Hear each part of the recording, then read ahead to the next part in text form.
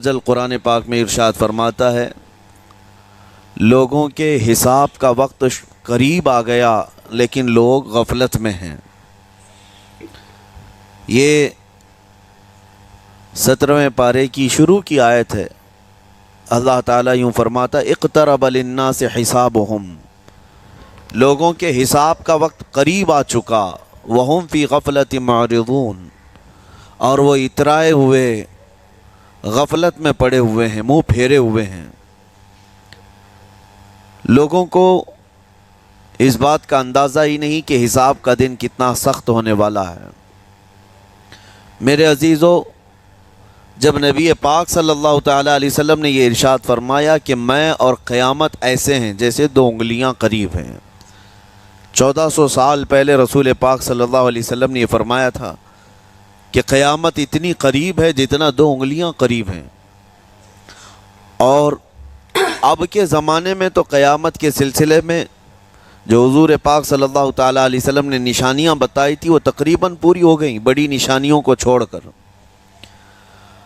اور یہ بھی حدیث پاک میں ہے کہ اگلا زمانہ اتنی تیز گزرے گا کہ تمہیں اس کا اندازہ ہی نہیں ہوگا۔ زمانوں پر زمانے آتے چلے جائیں گے۔ یہ جو آخری وقت کی نشانیاں ہیں، میں صرف مختصر سا ایک پیغام دوں گا۔ شعبان کا مہینہ ہے، یہ رسول پاک صلی اللہ تعالیٰ علیہ وسلم کا مہینہ ہے، اور رمضان کے بعد سب سے زیادہ حضور پاک صلی اللہ تعالیٰ علیہ وسلم کو روزے کی حالت میں کسی مہینے میں دیکھا گیا تو شعبان کا مہینہ فرمایا گیا۔ کبھی کبھار پورے شعبان کا مہینہ حضور صلی اللہ علیہ وسلم روزے سے رہتے، اور یہ ارشاد فرماتے کہ یہ مہینہ ایسا ہے جس میں سارے لوگوں کے اعمال اللہ کے حضور جاتے ہیں، پیش کیے جاتے ہیں، اور میرے آقا فرماتے ہیں اس حال میں میرے اعمال پیش کیے جائیں اللہ کی بارگاہ میں کہ میں روزے کے عالم میں ہوں۔ جب میرے اعمال پیش کیے جائیں اللہ کی بارگاہ میں تو میں روزے کی حالت میں ہوں۔ تو یہ شعبان کا مہینہ جو اب رمضان المبارک کے قریب کر رہا ہے، لیکن بعض بزرگوں نے یہ بھی فرمایا شعبان میں موتیں بھی کثرت سے ہوتی ہیں۔ لوگوں کا یہاں پر حساب کتاب 15ویں شعبان کو جو اب شب برات آنے والی ہے لکھ دیا جاتا ہے، سال بھر میں کیا کیا ہونے والا ہے، کتنے لوگ جانے والے ہیں۔ کئی لوگوں کی کتابیں بند کر دی جاتی ہیں۔ حدیث پاک میں یہ بھی ہے کہ فیصلہ اللہ تعالیٰ فرشتوں کے حوالے فرما رہا ہوگا، حالانکہ جب ہم ماں کے پیٹ میں تھے تبھی لکھ دیا گیا ہے کہ کتنی عمر ہے، لیکن فرشتوں کو جو ٹرانسفر کیا جاتا ہے سال میں ایک مرتبہ، اگلے سال ان کا کیا کیا ہونا ہے۔ اور حدیث میں ہے کسی کے متعلق فرشتوں کو یہ کہا جا رہا ہوگا کہ فلاں 1 مہینے بعد، 2 مہینے بعد، 1.5 مہینے کے بعد اس کی فلاں وجہ سے موت آئے گی، لیکن وہ بندہ شادی کی تیاری کر رہا ہوگا۔ وہ بندہ جس کی موت کا آرڈر جاری ہو چکا ہے، فرشتے لے چکے ہیں، وہ اپنے کاروبار کے اور اپنے گھر بار کے بنانے میں مصروف ہوگا، اسے اندازہ تک نہیں ہوگا کہ شعبان کے اس مہینے میں اس کی موت کا پروانہ نکل چکا ہے۔ اسی لیے میں عرض کر رہا ہوں قرآن کی آیت اقترب للناس حسابہم وہم فی غفلت معرضون، اللہ فرماتا ہے لوگوں کا حساب بہت قریب آ چکا جبکہ وہ غفلت میں پڑے ہوئے ہیں۔ اب جس زمانے میں آپ زندگی گزار رہے ہیں یہ اتنی تیزی سے آپ کے اوپر سے گزر جائے گا کہ آپ کو احساس تک نہ ہوگا۔ بلکہ ایک حدیث کا مفہوم یہ بھی ہے کہ جوان بوڑھے نظر آنے لگیں گے اور بچے جوان نظر آنے لگیں گے۔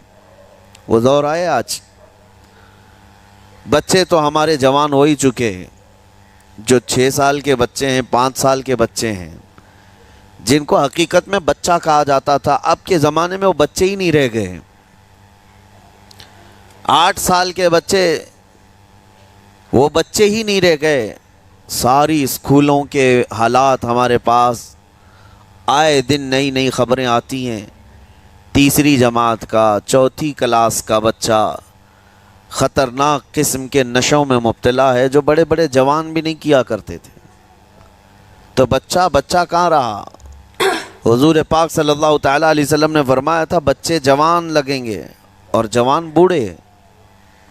اور جوانوں کی حالت یہ ہے کہ سارے مزے اپنے بچپن میں اتنے کر لیے کہ جوانی میں طاقت ہی ختم ہو گئی۔ 25 سال کی عمر میں ایسے لگتے ہیں جیسے کہ بوڑھاپا آ گیا، کمزوریاں آ گئیں۔ 30 سال پہلے کے دور میں 40 سال کو بھی جوانی کہا جاتا تھا، اب کے دور میں 40 سال تو بڑھاپا ہو گیا۔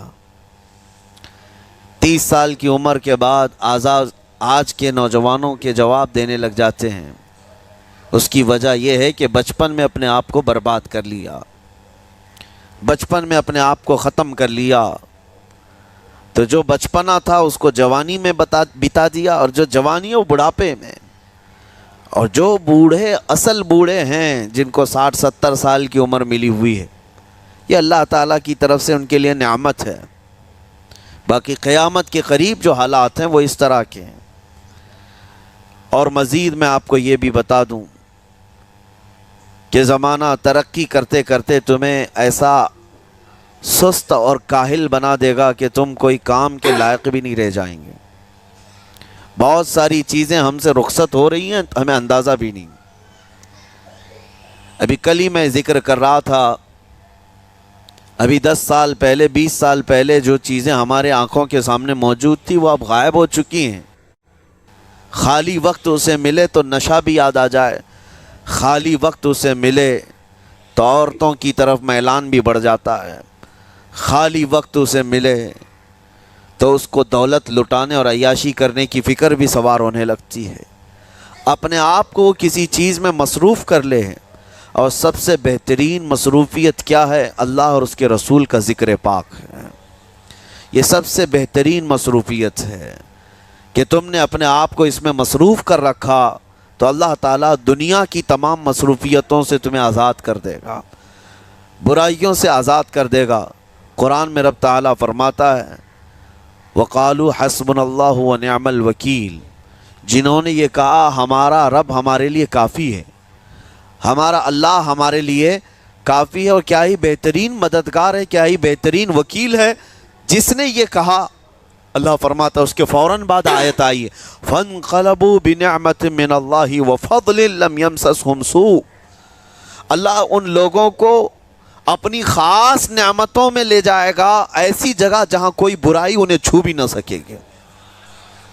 جنہوں نے اللہ کی بارگاہ میں یہ کہا حسبنا اللہ ونعم الوکیل، آگے بھی ہے دوسری آیت ہے نعم المولا نعم النصیر، جس نے یہ کہا اللہ فرماتا ہے ان بندوں کو اللہ اپنی خاص نعمتوں میں لے جائے گا اور فضل میں لے جائے گا، ایسی جگہ لم یمسسہم سوء، جہاں انہیں کوئی برائی چھو بھی نہ سکے گی، کوئی برائی نہ آ سکے گی۔ اسی لیے کثرت سے اپنے آپ کو مصروف رکھو۔ یہ جو محافل ہماری ہو رہی ہیں اللہ کرے کہ ہمیشہ قائم رہیں۔ ہم ہفتے میں 1 مرتبہ ذکر کی مجلس میں آتے ہیں اپنے دل کو اللہ تعالیٰ کی یاد سے معمور کرنے کے لیے۔ ویسے کھانا تو دن میں 3 مرتبہ اور کوئی تو 5 مرتبہ کھاتے ہیں۔ اپنے جسم کا بھرپور خیال رکھا جاتا ہے، ہماری روح کے خیال کے لیے ان مجلسوں میں آنا ضروری ہے۔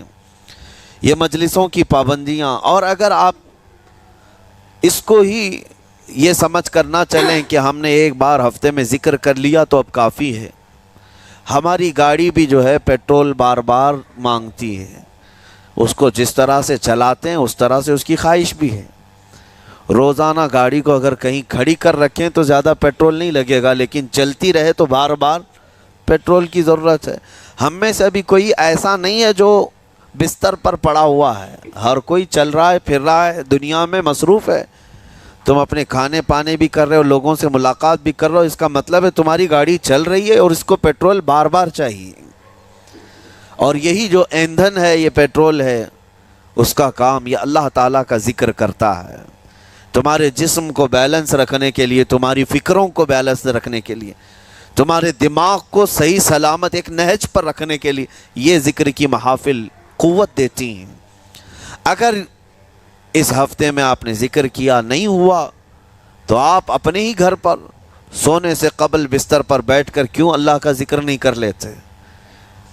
5 منٹ 10 منٹ اس مولا کو پکار کر کے سونے میں کیا حرج ہے؟ لوگ موبائل دیکھتے، گانے سنتے، फिल्में देखते हुए सो जाते हैं, लेकिन अल्लाह रब्बुल इज़्ज़त को याद करके सोने वाला, मेरे अजीज़ों, कुरान में मौला फरमाता है फ़ज़्कुरूनी अज़्कुरकुम, उसका वादा है तुम मुझे याद करो मैं तुम्हें याद करूँगा।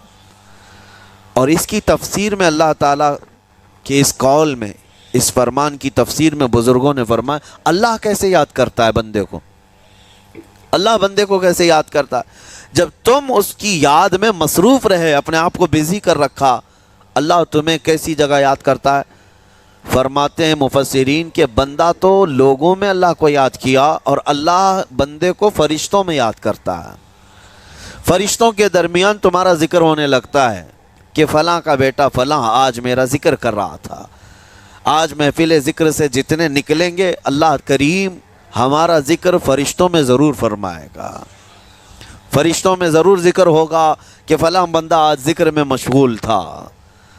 और फिर ये भी फरमाया बुज़ुर्गों ने, मुफस्सिरीन ने, कि अल्लाह ताला वहाँ याद करता है जहाँ फ़रिश्ते हों, फ़रिश्तों की महफ़िल में तुम्हारा ज़िक्र।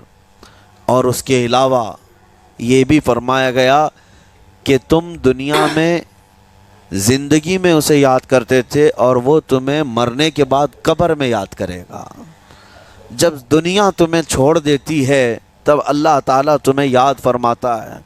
फ़ज़्कुरूनी अज़्कुरकुम का मतलब ये है वो तुम्हें याद फरमाएगा, लेकिन उसके लिए कसरत से तुम। वीडियो पसंद आई हो तो एक लाइक कर दीजिए,